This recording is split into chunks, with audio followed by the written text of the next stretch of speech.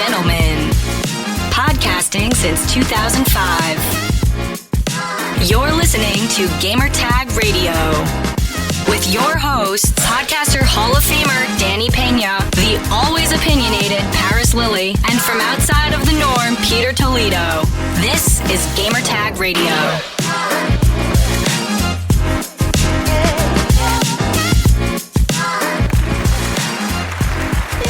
Welcome to Gamertag Radio, episode 1286. This is your host, Danny Peña. We're going to go straight to the content. And this is a panel that I was part of live from VidCon that took place in Anaheim this past weekend. Okay, so the name of this panel is called Conquering Burnout in Gaming's Relentless Race.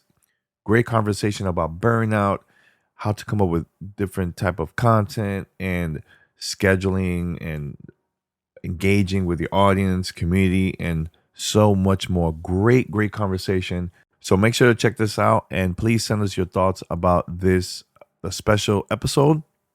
And we'll be back next week with more content. I have stuff that I haven't released. We were planning to take a couple weeks off, but from the live portion of the recording, but we are going to be posting content.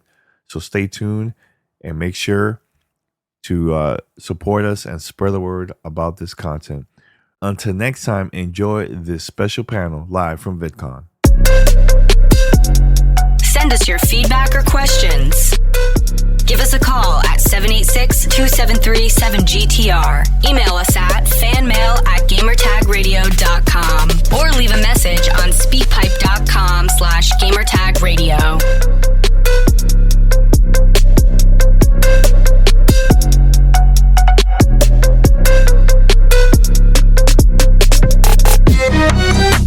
Here we are. Hi, everyone.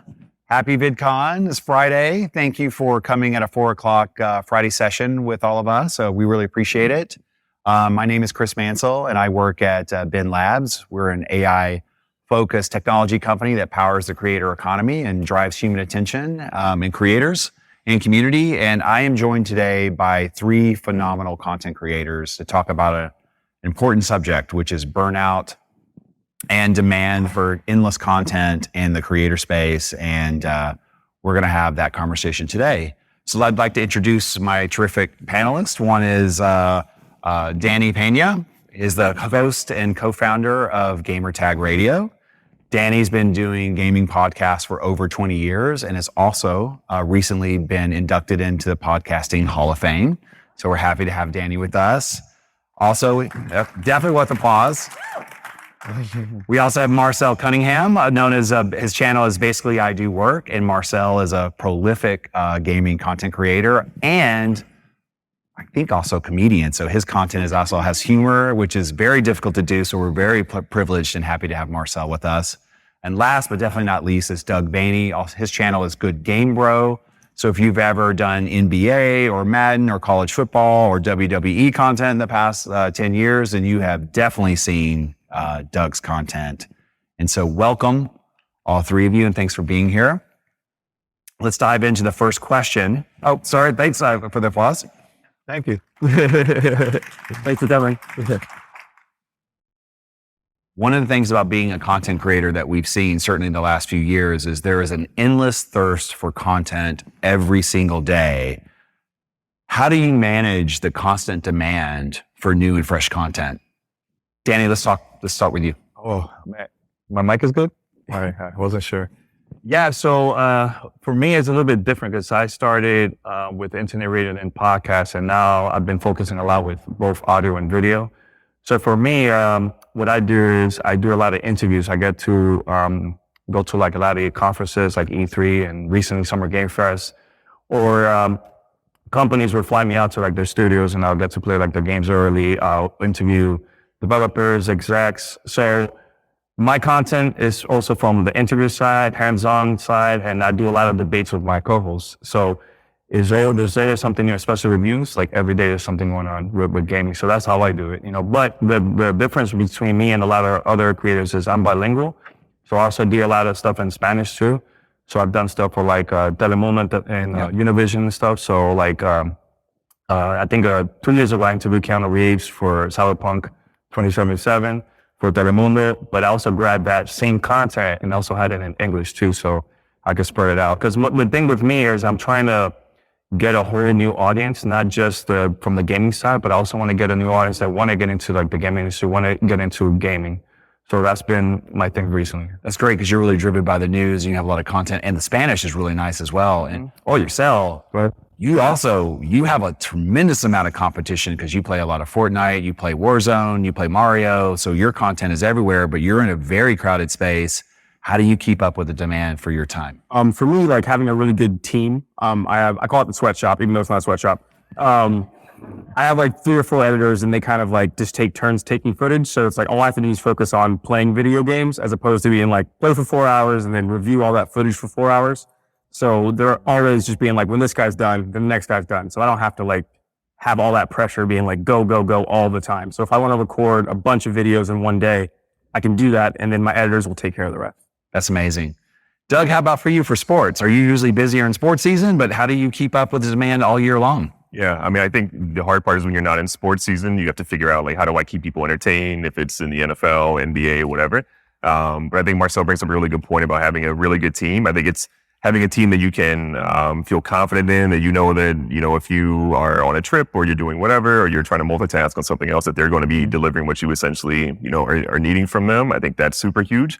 But I think a big part of it is like audience expectation, like being transparent to your audience and being, if you need time off, if you're busy or whatever that essentially is, letting them know. Every audience loves the schedule, right? They want to know that they have content dropping at 3 p.m. Eastern at 1, every single day or whatever those days are.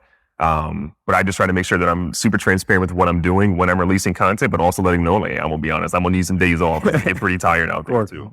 That's actually a subject that was going to be one of the next questions. Let's talk about it now. Not only do you guys have amazing content, you also have very large channels and audiences and a community. You have fans. Mm-hmm. And one thing that we've come to know in the games industry is that the fans are going to be demanding. And so how do you react to create some space for your personal life when your fans don't want you to take vacation? They don't want you to play a different game, Marcel. How do you work with your communities? I think the hardest part is being comfortable with just telling people no, which is like everybody, you gotta be like, yeah, I'll do this. Yes, I'll do that. But I'm very good at being like, no, please get away from me or please leave me alone. But I do my best to interact with people when I have a chance. But there's this very really weird power struggle where it's if you do it for this person, you have to do it for that person. Right. And that's where it becomes difficult to be like, I got 2 minutes quickly and then I'm done and I'm putting it away. So it's like, I'm very transparent being like, I don't have time. I'm sorry. But it is, I feel bad sometimes. But. Yeah, I mean, for me, it's easy because it's pre-recorded content, so I could just record ahead of time and just schedule it. So like right now, I'm trying to take some time off because the past few weeks has been kind of crazy for me with a lot of gaming events happening in LA. So I have stuff now from all the way from June all the way to the end of July. So that's helpful. Also, I know you guys mentioned about a team, my co-hosts, we're always helping each other out. Paris Lily and Peter Tolero. Mm-hmm. We're always recording ahead of time. And we also attend different events and they'll record, I get the content, put it together. So that's been very, very helpful, man. But yeah, can pre-recorded, have a schedule for the future. So. And Doug, how about sports fans? We know sports fans are completely rational and calm and level-headed all the time. Watch out for them Philly fans, man. They're a little crazy, but I think the important part is working smartly. I think at the same time, when I was first doing content, I've been doing content for a long time. I'm old. I don't want to talk about it. It's a touchy subject, but when I found a really good balance for me of I stream a certain amount of hours, and I'm taking as I'm streaming, I'm also creating videos through that, right? So I'm trying to find ways to satisfy the streaming audience, satisfy the video audience, making sure that content then goes to my editors who can then make sure they have it done by the timelines that, work best for all of us. Take some of that content and put it on IG or put it on different platforms. And I think that's the super important part is figuring out what works for your schedule, what also works for your audience schedule, and then finding ways to smartly create content so that it can be dispersed amongst everything. Let's talk about content because,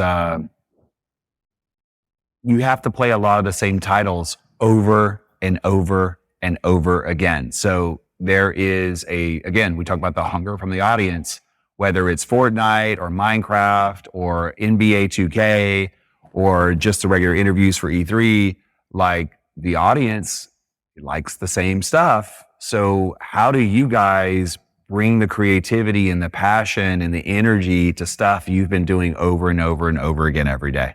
Ooh, all right. Well, for me, I usually play all kinds of games, so I get stuff early from different companies. So I'm always changing. It's not always the same thing. But what I like to do is when I know that a lot of my friends are also getting the opportunity, that we're having like the same content. So for example, a couple of years back, I got the Xbox Series X like a month and a half in advance when I was living in New York City. And I wanted to try something different, something new, that I knew that everybody was going to talk about the hardware, the specs. So what I did, actually I was with my wife that day, and I came up with an idea. I was like, how about if I get one of our listeners, he's a healthcare worker in New York, and that was during the pandemic. How about he could come to the studio and we'll surprise him, and he will be the first consumer in the world to try out the Xbox Series X. So I talked to Microsoft ahead of time because, it was under embargo, so they say, hey, look, go for it. And they gave me permission, and I did it, and the video went viral. Great. So it's good to try new things that nobody else is doing if you really want to get attention from like the viewers and your fans and stuff. So that's been something that's been really helpful for me.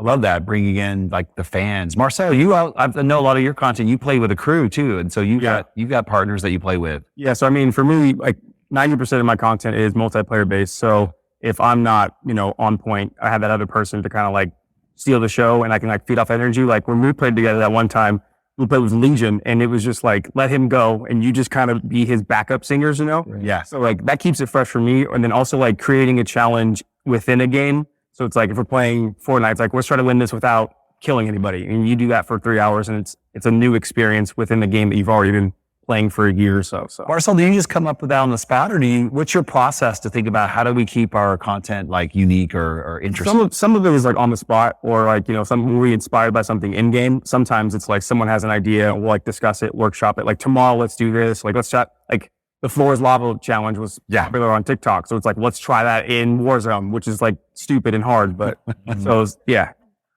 it's random. It's like, this is a dumb idea. Let's run with it. Right. So, You never know what could happen. yeah, you never know. Yeah.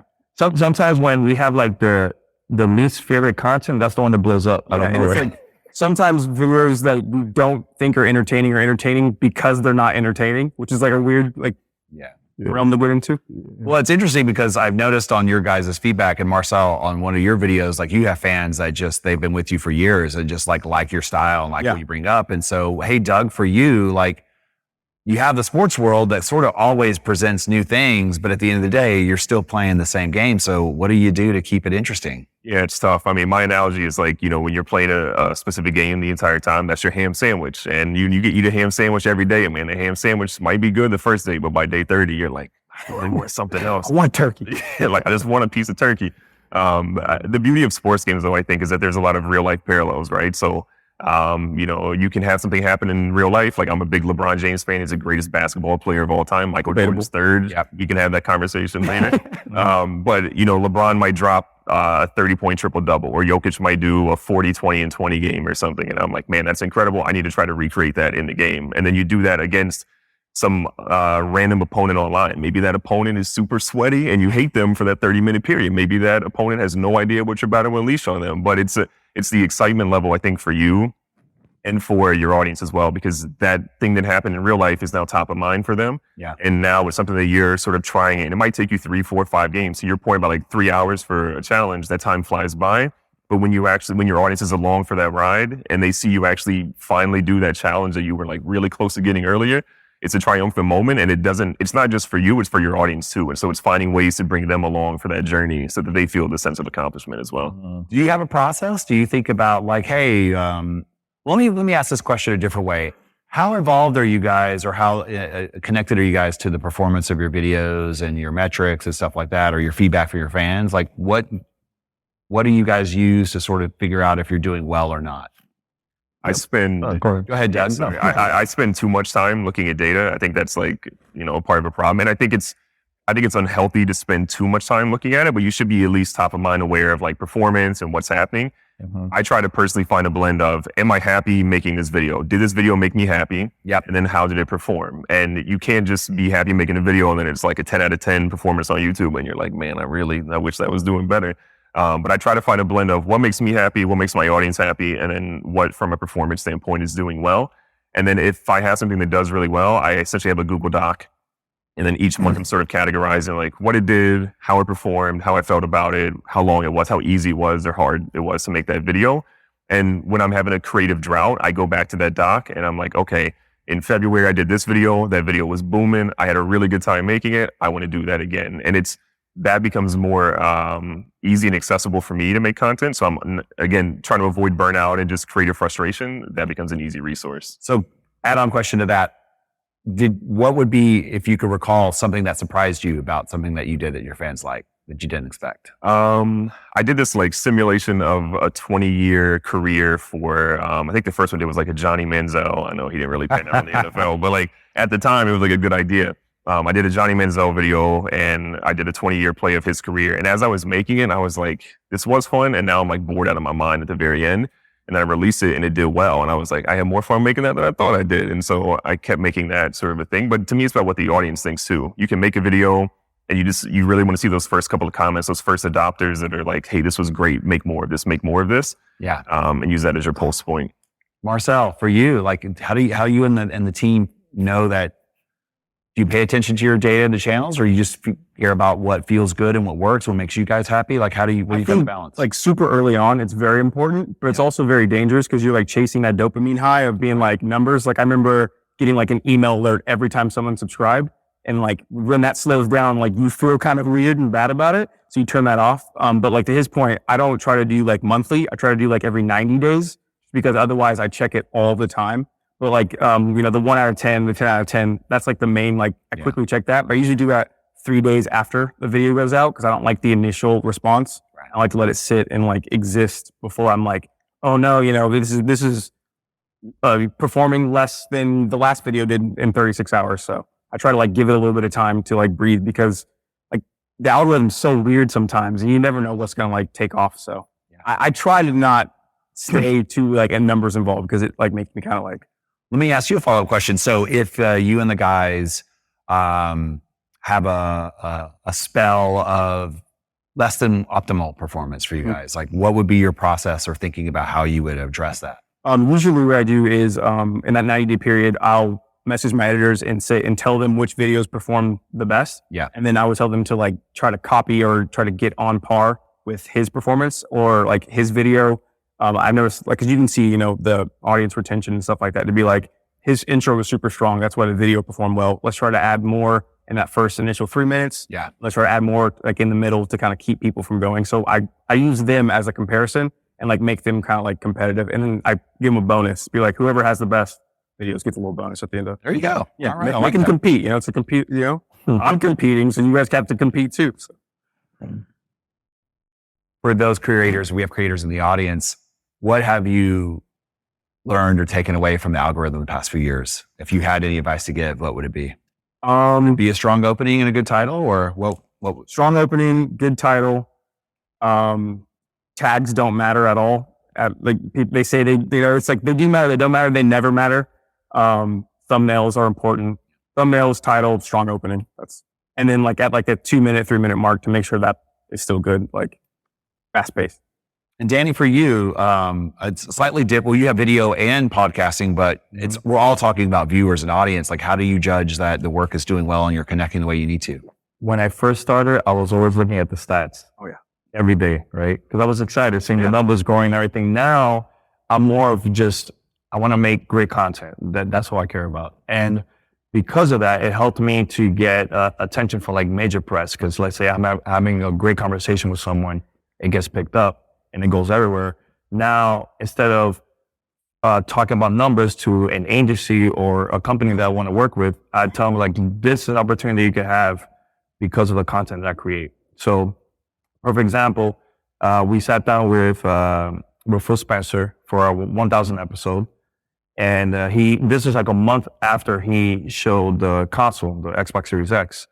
And in that conversation, he talked about a lot of things that wasn't available out there. So a lot of the major press from the gaming side and non-gaming side picked up the conversation and linked it and put it everywhere. So that to me is something that's very important to show that to companies instead of just the numbers. Because I feel like, okay, you get like 1 million views, that's fine, but how about the engagement? Are people actually talking about it outside of that, of that crowd, you know? So I think that's also important for me to show other people about it. So.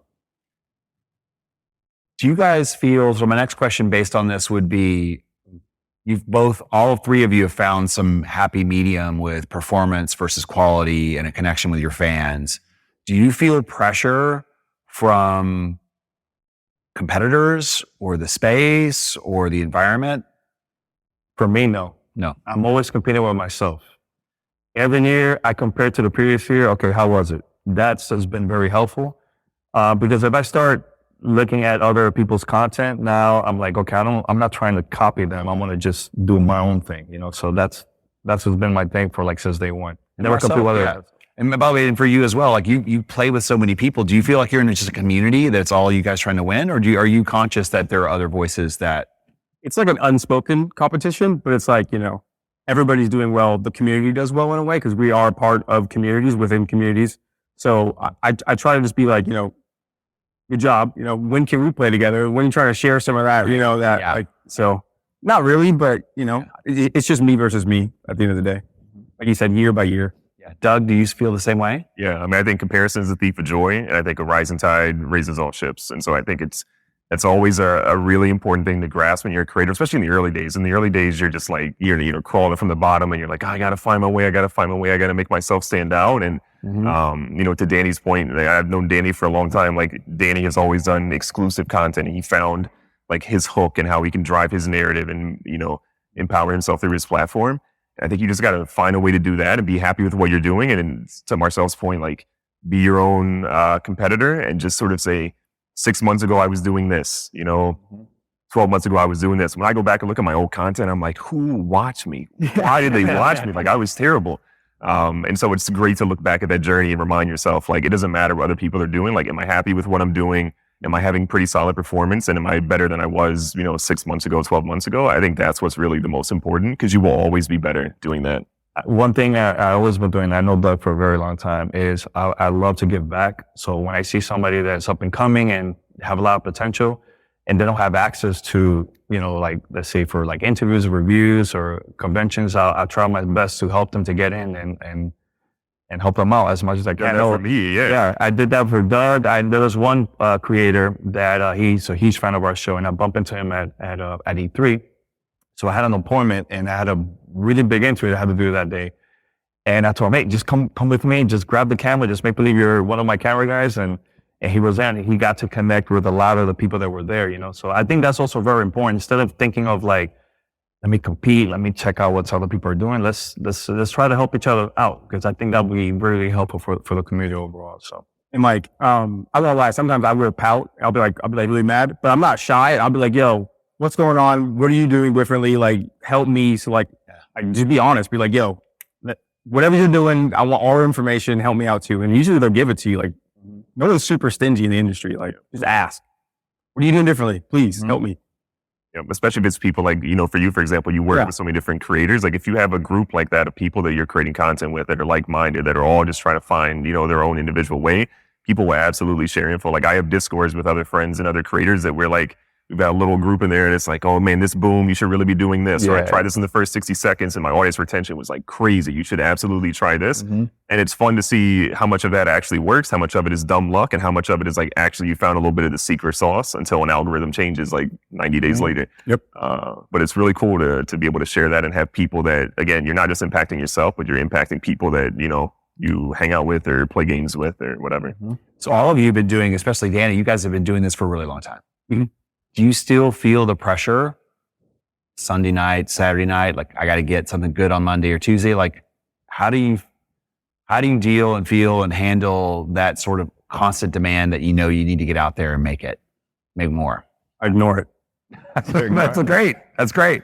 How do you do that? Just set boundaries. Touch grass. You know, go outside and just be like, all right, man. Like let's say it's like I'm throwing down to just like walk away. But you can close the door to your office and be like, I don't want to go in there right now. I'll, figure it out in a different way. You don't have to like sit there and be like just scrambling to find the answers, because not everybody has the answers. It's the internet. It changes all the time. It's Wild, Wild West. So you just got to be like, okay, what am I going to do that I want to do that makes me happy? Yeah. And if, working harder will get me the result, then you do that. If not, you just like take a step back, slow down, figure it out, and then go faster. So it's walk away. Just walk away for a minute. Take a step back. Marcel, you just said something really interesting there, which is if working harder is going to solve it, then we'll do that and get that done. But if that's not going to do it, then we'll find another way. How do you know the difference between the two? Either dive in harder or take a step back. You don't. You just got to figure, no one knows. You just got to try it. If it doesn't work, do the opposite. Mm-hmm. How about for you, Doug? Yeah, I think that's definitely the case for me. I have my 2 young kids, and so a lot of time, I'm very big on separating time that I work on content, time that I work, my 9 to 5, with Ben Labs, and then time that I spend with my family. And so for me, I've got a really good self-built schedule where my kids go to bed at a certain time. I hang out with my wife after that, and then when she goes to bed, cool, I'm going to make content.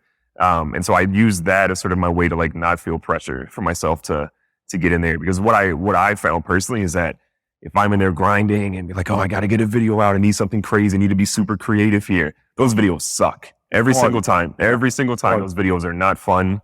Or even if they do well, I'm just frustrated because I'm like, man, I just put myself through an unbelievable grind just to get that, and that's not really worth it to me. And so I think that's really the thing. I found a schedule, I found boundaries, and I just stick to that. And I think that puts me in a much better spot to not feel that pressure. Danny, how about for you? Because you've got a team and you've got an audience, and how are you feeling the pressure with the amount of content and work you need to put in? Honestly, I don't feel pressure at all. I love my team. When we don't feel like recording, we don't record. When we want to work ahead, we do that too. Especially now this year, my wife and I, we're expecting a baby. Congratulations. This year.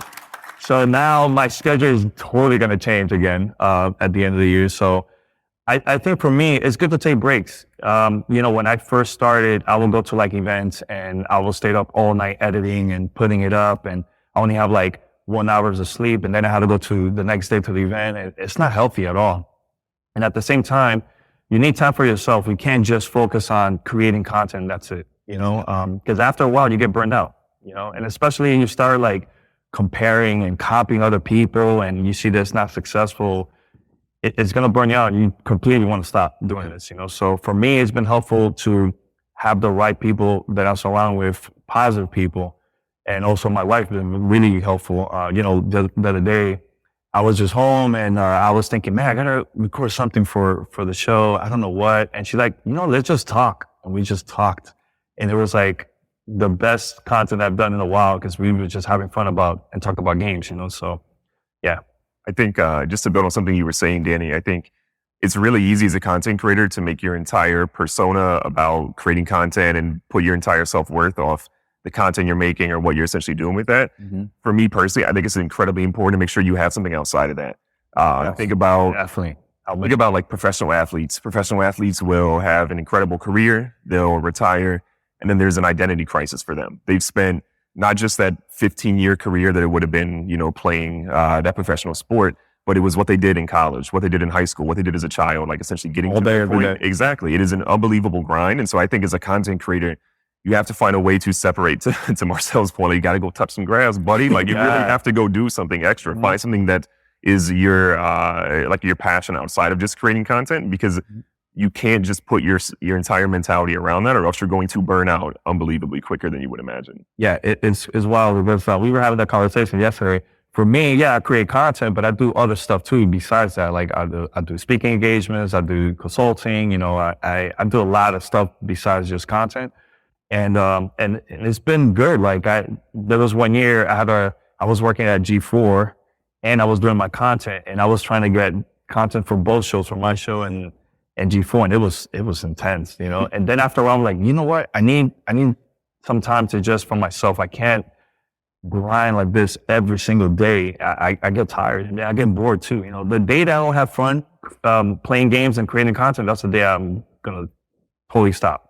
So we'll see if hopefully that's not gonna happen anytime soon. Yeah. Good. Actually, but on that point, we do hear a lot of feedback and for young creators and I guess creators who are older, who are still active, have figured out a way to solve that.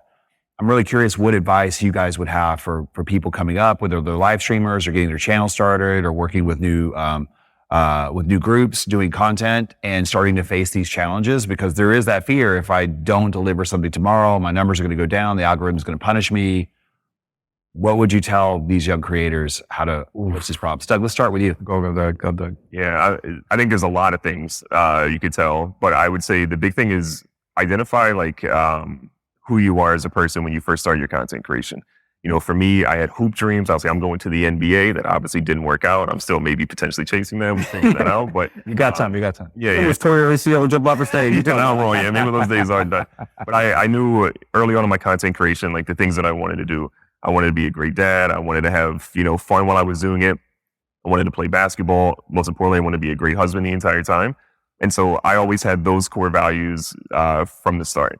And so as I started to make content, if I was doing a deal that maybe was encroaching on like one of those areas, I knew like, this isn't a deal for me. Like I need to not do something like this again, because that really took away my values from me. And I think that's super important to like write those down. I'm big on like writing stuff down. I got a dry erase board in my office, like that just has way too much stuff on it right now. But I think it's super important to write down core values for yourself, things that are really important to you, and take note of like when your mood is changing. As a content creator, you're going to go through different spurts of a variety of different things, but things are going to impact you in a way that you're going to be like grumpy or whatever. And my wife would be like, you're not really acting like yourself right now. And I take those moments seriously, because I then realize I need to take a step back. Like what I'm doing is not beneficial, and I need to go back to my core values. So I'm super big on writing those down and trying to make sure you are doing things that aren't impacting them.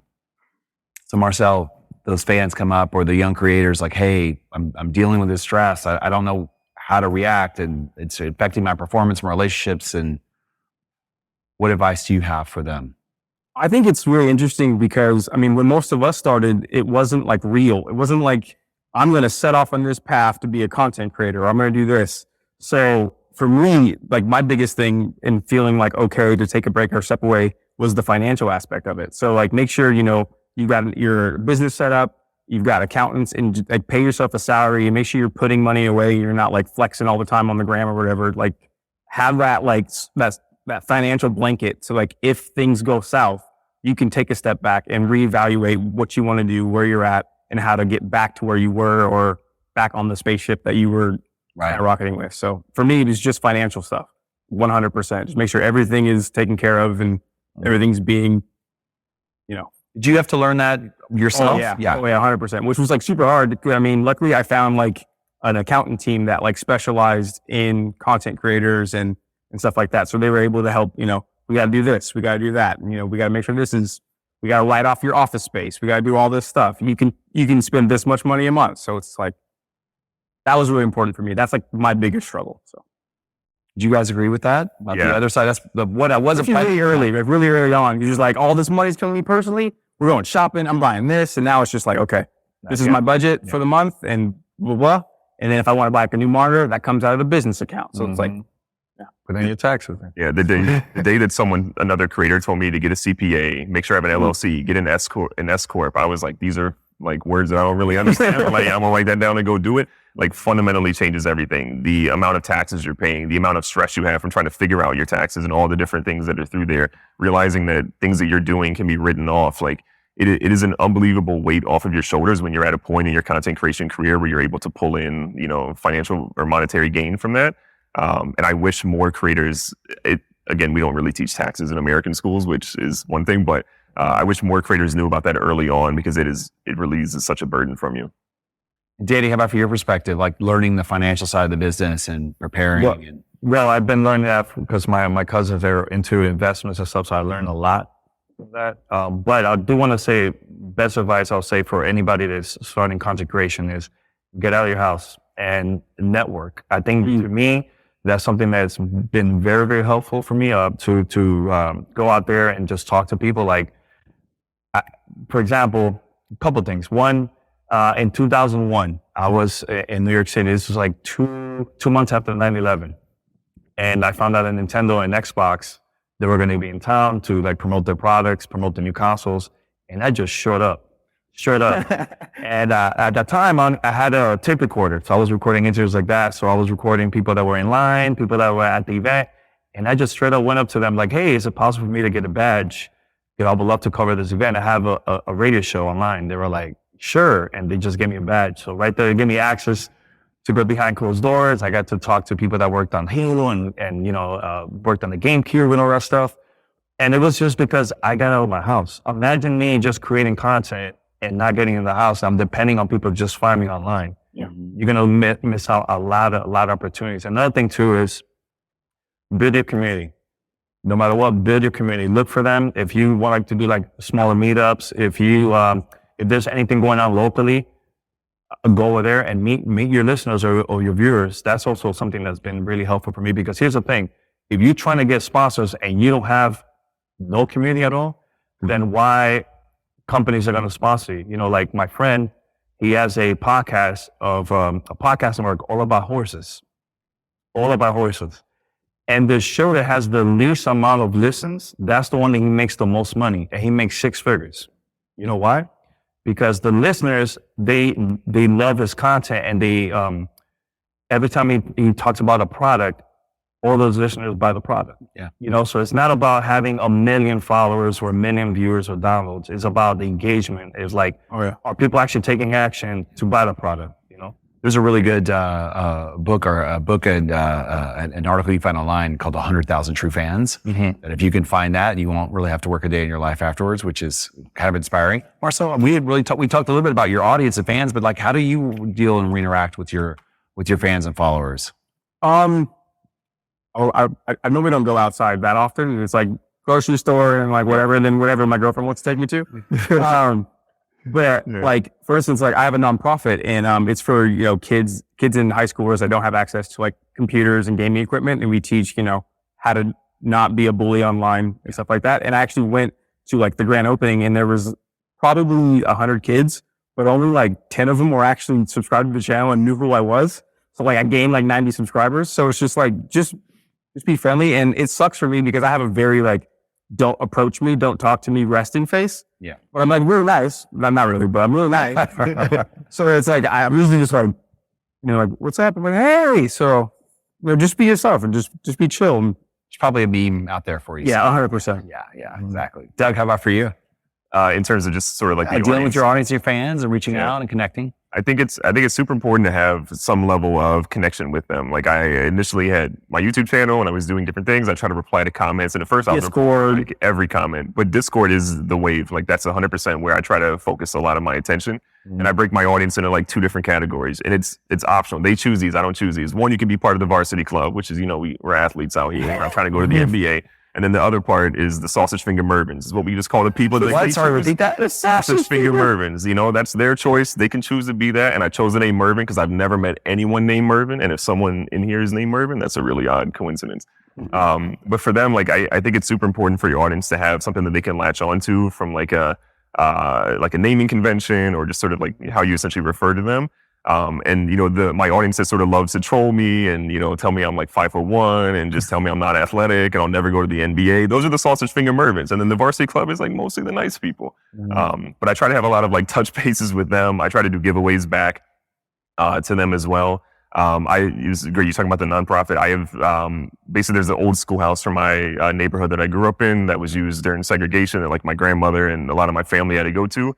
And one of my best friends, like he's essentially rebuilt it. And so every year we try to basically work with my entire community to like raise money for that, so we can give computers and games and different things. That's cool. And that gives them a sense of ownership of like what they were contributing to as well, right? Like I'm a content creator, I've done really well, and I don't really need them to like come send me donations all the time, even though that's great. But if we can make something that actually works for other people, they can really see what it does. So when they see pictures of like, oh, these kids who didn't have access to games, who now have consoles and have PCs that they can essentially play games on, and now they're just like them, they're into the gaming community, that is such a massive wave for them. So I think it's one, helping them get an identity, whether it's a good name or bad name, you can choose which one. But 2, it's helping them find a way that you can all do something together and they can feel a larger part of it. Danny, I know you've done some of that. You've written some books as well. And so you've done a lot of giving back. Can you talk a little bit about that? Yeah, so let me talk first about, I don't want to do a promotion right away, but I want to talk about my community because I love my community. They are like #1 street team that ever. So for me, every time I go to different cities, I'll talk about it on the show. Let's do a little meetup. People hit me up. Hey, Dan, let's get together. So that's one. Another thing, make sure to treat your listeners, like let them be part of your journey. So like for me, when I got inducted to the Podcast Hall of Fame, I took my community that I've never met ever. I met them at the event. We did the red carpet together. And the first people that I thanked when I got my award was them, because they were the ones that made my show and my content successful. Another thing that I do is, if I go to like an esports event, I did one with Call of Duty, Activision, and I took my listeners locally from Ohio, from Cleveland, and it was like 5 or 6 of them, and I took them backstage. They got to meet like the favorite esports players. They got to see how it is behind the scenes. They got like full access. So like, I try to, as much as I can, I try to get them access and for them to experience that, and also the listener that surprised them for him to play the Xbox for the first time. That to me is very, very important. Let them, experience that. So they're never going to forget that. You know what I'm saying? So what's interesting from all 3 of your stories is we talk about stress and burnout and trying to stay creative. And it's interesting that all 3 of you have a way to give back to the community and to do good with the relationships you have. And I think that's also a positive lesson, which is not always about the channel performance and you and your career. It's about what you can do that's good for them and for your community around you. Yeah, and here's the thing. I know you mentioned the book. So I have a children's book about my life, like how I started as a kid playing video games, and then like my grandmother bought me an Atari 2600, got really into games, and then old. Oh yeah, I'm very I'm very BC, before Christ. But so yeah, like I started like that, and then I really wanted to start a business. So when I was in my early teens, I was living in Dominican Republic. I told my mom, like, hey mom, I'm going to get all my friends from around the local city for them to play my Super Nintendo Sega Genesis, but I'm going to charge them like 15 minutes or 30 minutes or up to an hour to play. So that people will come and they'll play like, NBA Jam game and everything. And I made money. It was because of my community that I built when I was a teen in the 90s, man. So, but fast forward now with my book, I released it, and all those listeners have been listening to us since they were like, young. Now they have family, they have kids, and they have like their own kids now reading the book about me, So that's something really cool. So it's called Danny Let's Video Games, and it's out there, you want to look it up online. But yeah. Danny's being a little bit bashful. One of the themes of Danny's book is like, hey, you can really accomplish your goals. And just look at me. So I think that's really fantastic. That, and that's also is important for like, especially from the Latino side. When I started, my dad was like, oh, you're wasting your time. What is this? Video games and stuff. But now he's like my biggest cheerleader. He's always out there, talking about me and everything. So I did the book also for parents to understand, like, if your child has a dream, support them as much as possible, That's great. So I have one last question, then we'll do some questions from the audience with the little few minutes we have left. But sorry, I just forgot what my last question was. I'm thinking about it. I was like, so good. I was thinking about your book. But I wrote it down. So So I mean, what lessons could you guys, or what, if the platforms or the creator industry or your brands and publishers, like I would just call it this blanket term, the industry, is there any suggestions or ideas or feedback that you guys could have for the industry to make the creative enterprise more sustainable and healthier as an ecosystem? For me, and we had this conversation yesterday, I feel like companies, agencies, I would love for them to try something different and new. Not just the typical trend where it's all about the numbers, because I don't have 1 million followers, but I have a very successful story and a business too that I've been doing now for 22 years.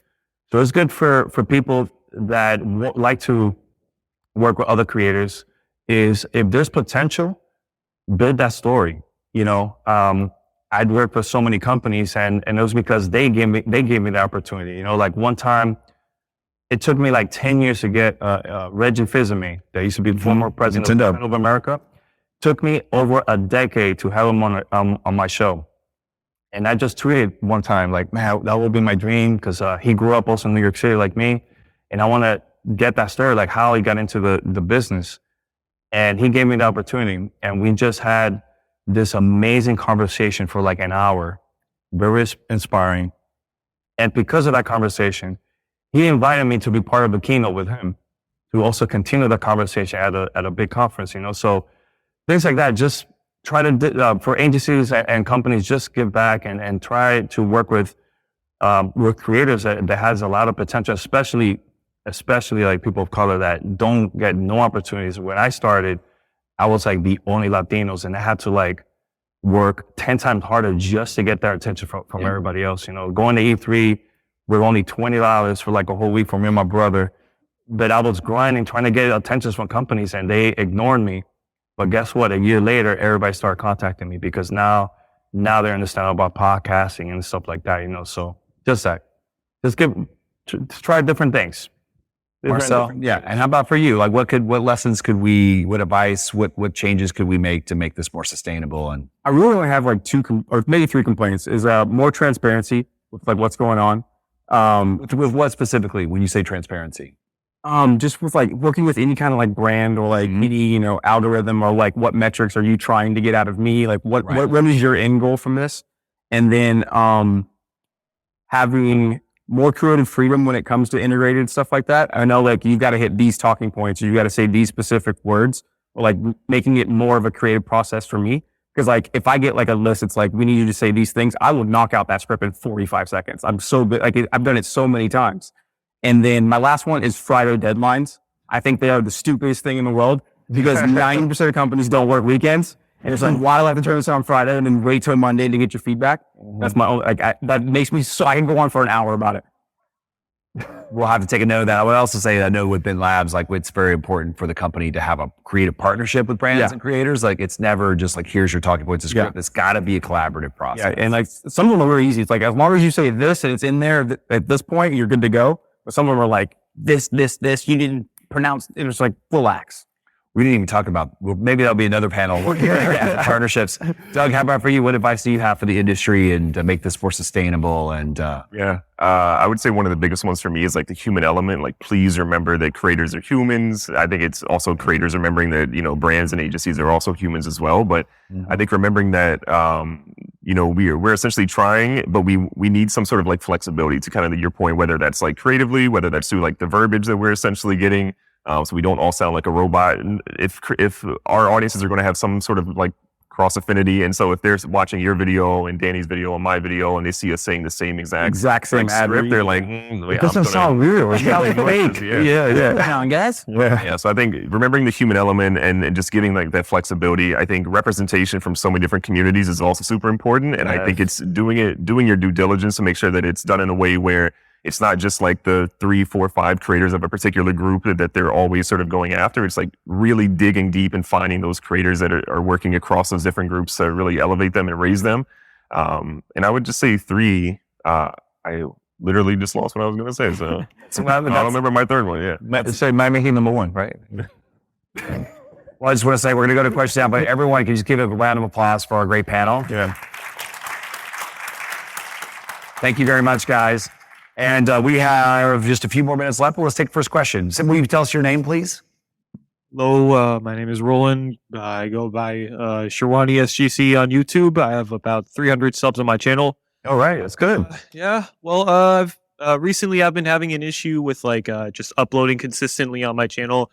Mostly because I'm spending some of my time outside of YouTube studying at college. So like, you know, it's a little bit hard for me to upload a little bit more consistently and stuff. So like, I guess the question I have for you guys is like, how do you guys manage to balance everything you do on YouTube and like everything outside of that? Like, how do you manage your time to just balance everything? Great question. Schedule it. Schedule your time. So like I have time to work and I have time to spend time with my family. But if you start trying to do everything at once, it's going to be really complicated. You're going to get burned out, man. So, and at the same time, take your time, man. Whenever you think you're ready to upload it, it's fine. People are not going to go away. You have 300 people that subscribe to your channel. They're still going to support you, man. You know, that's one thing that I have to say, because I feel like a lot of the creators are depending so much on just the platform, and they need to like post content every time. No, man, the community, no matter where you go, the community is going to go after you, man, and support you no matter what. So take your time, man. Right. Thank you very much for the question.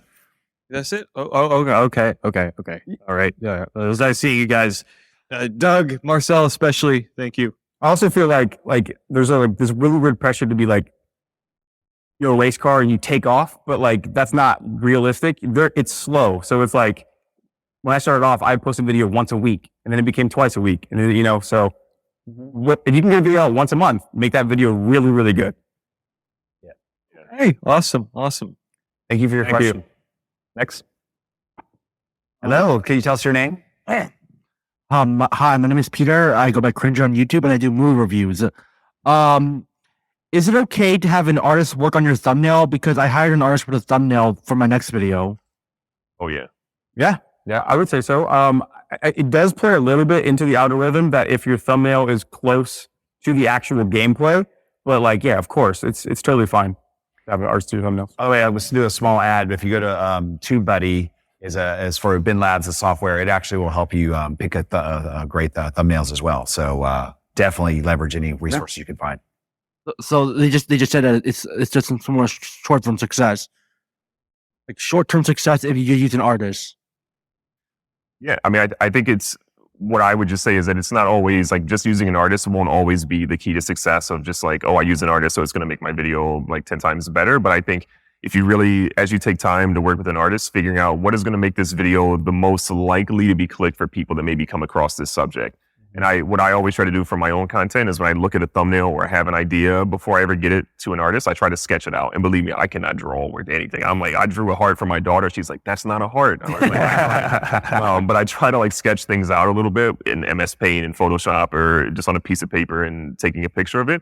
And I really try to say, okay, what I'm looking for is like something like this, but from someone who's actually, talented at drawing, because I'm not. And I give that to the artist, and that really helps out because I have an idea in my head of maybe what I want, and I think people are going to click into. But really, the artist is the person who really helps that come to life. And I think if you take your time to plan it out and work with an artist like that, I think your chance of success is going to be much higher. Yep, sure. Thank you, man. Great question. And then thumbnails are really important. I mean, that's a good way to get in your search results. There's a lots of styles out there to follow, but find your voice and then execute it. Hello. Hello. What's your name? My name is Ambiguous Dreaming. I am gaming, makeup, and art. Wow. Nice to meet you. Mike, so a lot of things you guys said today was about your teams, how you collaborate with your group. Okay, some of us are so new. We can't afford to have a team, or if we do have a friend, it's based on their schedule, not yours. So what is your advice? How did you guys push through your first few content when you had to make the content, edit the content, make your thumbnails and everything on your own? How did you deal with that? Really good question. So for me, I started with my brother, and he at that time he was 18 and partying, and and he stopped after a while, and I was doing everything by myself. I will just go to like the local stores and pass out flyers. People listen to the show and everything. I'll create my own content. I started playing a lot of online games. At the time it was Xbox Live, and I'll get people that I met just playing games like, hey, we'd like to have a conversation about video games. And I just started meeting with people like that. And I started by myself. And then because of me going to events and stuff like that, it helped me to meet other people that have the same roles. And we just started working together. Two of my closest friends, Paris, Lily, and Peter, my co-hosts, they even been to our wedding. We're super close, and that was because we met online playing games, so that's been really helpful. But for you're here, there's probably someone that is here that probably would like to get, work with you, and you never know. Marcel, how about for you when you first got out started? Like, did you do everything yourself, or how'd you get started? So I mean, for Burnout, my Burnout was I hated listening to my own voice. Oh, that was like my first initial one. And then I found a way around that by increasing the playback speed by like 1.5 times speed. So I sound like a chipmunk.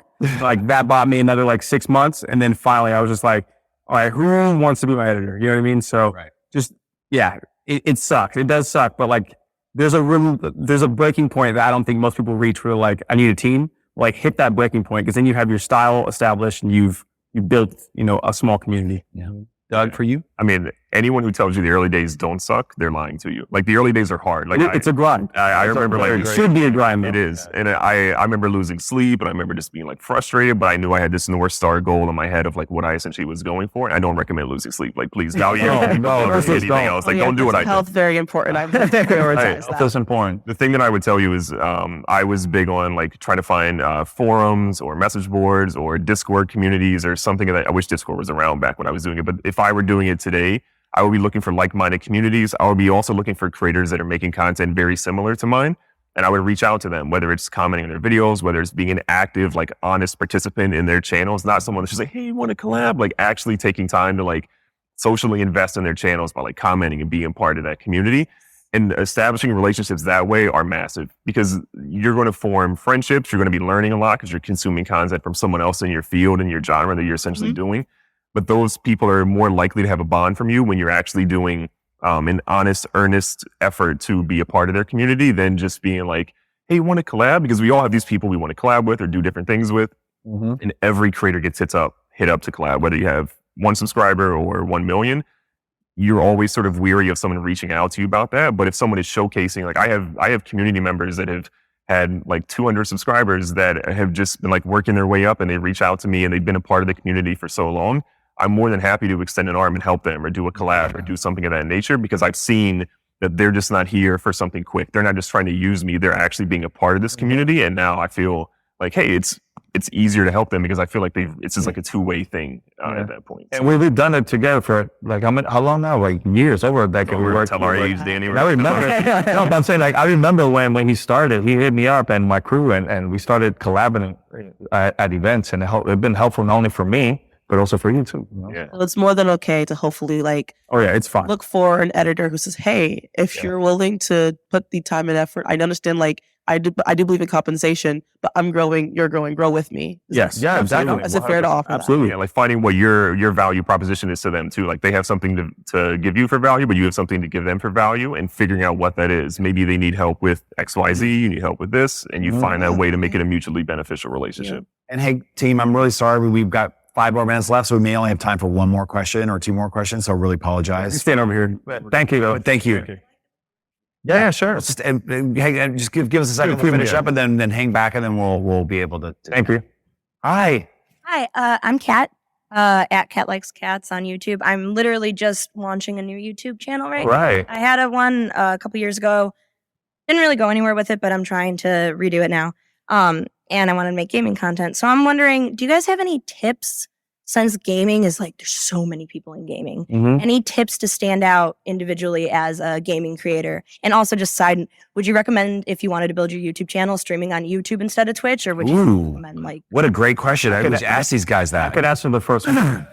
Play what you want to play. Be you. Be yourself. Okay. Because of that, you're unique and nobody else is going to be you. So don't try to copy trends and copy like, okay, this game is popular. Play whatever game you want. Okay. There's people that played, especially indie games, and those indie games just blows up out of nowhere, you know? Yeah. So try to do that. But Okay. we could answer the other ones if you want. There was that, what game to play, and there's also live streamers. The The streaming thing is like the most debated thing right now. I would say for discoverability, like Twitch is so hard because it's saturated, and then YouTube's integration kind of sucks. So it's like you have to pick your poison on like which way, but like utilizing the short form content like YouTube Shorts and TikTok, that's where all of your discoverability is going to come from. Sure. So like no matter where you're streaming at, like drive as much content as you can to that short form content. So they'll see that and be like, oh, she streams here. Okay. By the way, there was, since you did Cat Loves Cats, there is a Cat cat likes game. cats, yeah. Yeah. Oh, the cat game? The cat. What was the cat? You guys remember what the cat game was? Stray. Stray. I love Stray. There you go. There's your game. I should play There's your Stray. game. Stray is awesome. Yeah. One last question, then we're going to wrap it up. Yeah. Hey, so What's your name? sorry, Matthew. Hi, Matthew. So you guys have obviously been playing games for a while. So I don't know if this is a problem you came across early on, or if it is, you just don't remember maybe if it came up. But if you ever had like a video idea that you really, really wanted to do, and it wasn't anything as crazy as maybe winning a game without getting a kill, you know, it's just possible. But you just like knew you weren't good enough to do. You want to be like, oh, this would. You mean like Doug in the NBA video? Now I'm crying. No. I think the specific problem is someone who maybe has not been good at a particular game and like try something. When you have a sort of a challenge idea, I think there's also love for the journey of that, right? So maybe day one, you're not able to complete that challenge, or you're like, this is such a cool idea, but I maybe can't complete that. But maybe you are creating content around the journey to essentially do this, right? Because I think a lot of times we have these ideas, you're like, man, I really wish we could do it. And you want to essentially showcase the story of that. I think you can tell a really cool story of you spending 30 days, 60 days, whatever this challenge essentially is to complete that. And that can still tell a really cool story. Even if you don't complete that, there still is, I guess, fun in the actual journey if you're trying to do so. Marcel, you ever had one you can do? It's like a science experiment. I think there's value in the trial and the error, and that can be entertaining in its own way, and like the frustration, the highs and the lows. I mean, like zombie Easter eggs. We've spent like 8 hours trying to do a zombie Easter egg. The player was like, I'm going to sleep. No one talk to me for the next 3 days. So it's like, like you can create content out of the failure too. And like, just do it. Just do it. Even if you're not good, you might be good. You don't know. We'll know until you do it. Yeah, that's true. Doug, did you ever have an interview, a piece of content, something you really... Yeah, I had interviews where people will say things they're not supposed to say. Like, it's like, well, there was one time I was interviewing someone that, I'm not going to mention the name of the game, but it was a really popular game at that time. And this person started talking about, oh yeah, we're working on part 2. And I'm like, wait a minute, hasn't been announced. Should I put it out? And I saved that. I never released it until part 2 was announced. And then as a content, I'm like, wait, I've been holding this for like 6 years. Check this out, unreleased material of the game that was announced, blah, blah, blah, and, stuff like that. So yeah, that was very interesting. Like at the same time, like I've thrown away like 3 hours of footage. You'd be like, that was awful. And then just garbage. So it's like, you have to accept it. Sometimes it doesn't work out. That's life. Yeah. That's half the fun. Is like trying stuff and seeing what works. Sometimes, like to your point, like I've sometimes laid on the floor after throwing away 3 or 4 hours of footage, but sometimes that's what happens, and you're going to find something later, sooner or later. Rather not press record. Oh my God. I had an interview with like muting your mic on something. An hour plus conversation. Like, man, this is the best content. Then it wasn't recorded. I'm like, yeah, so that's terrible. It happens. Matthew, thank you for the question. Thank you, man. Guys, thank you for being on our panel. Really appreciate it. Awesome.